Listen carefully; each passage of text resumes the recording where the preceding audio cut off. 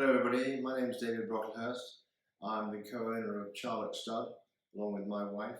We're just outside Towcester in Northamptonshire and I am standing for election to the TBA Council to represent smaller breeders whose plight is well known. 66% of smaller breeders, according to the PwC Economic Impact Study, have lost money, and I am standing to see whether I can do something to alleviate that problem. I was brought up on a farm in Cheshire and my mother bred national hunt horses.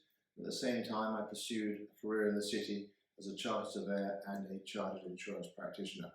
So I should be in pretty good shape for when regulation is required to conduct the breeding industry. My initiatives for the standing really relate to increasing the demand for our product, i.e. what we breed, the foals, through increased prize money.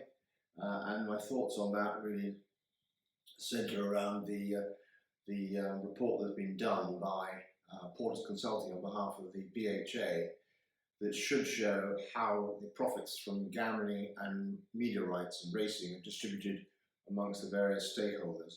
I think we'll find that the breeders and the owners are getting the short straw there, so I hope that we can persuade government to level up the playing field so that we can have prize money at least equal to those of our European competitors in America and Australia.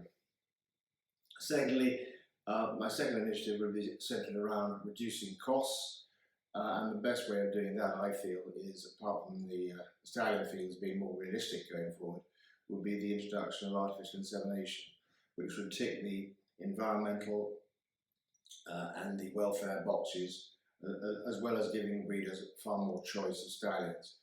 The principal reason why this wasn't done last year or the year before was the fear of the proliferation of particular stallions. Now the Americans have decided to cap the number of mares that a stallion can cover to 140. I think that knocks that issue on the head. Equally, I'm also hoping to have initiatives around the welfare horse and staff, in terms of retraining of racehorses so that they have a use after racing. I'd like to see the introduction of some risk assessment templates so that all studs can practice in the best possible manner to avoid injury to staff. Other initiatives would include not being left behind on the Brexit trail, whether we have a deal or no deal. The tripartite will also be keen to ensure that breeders don't miss out on RPA payments in their new guise of environmental land management scheme that the government is proposing.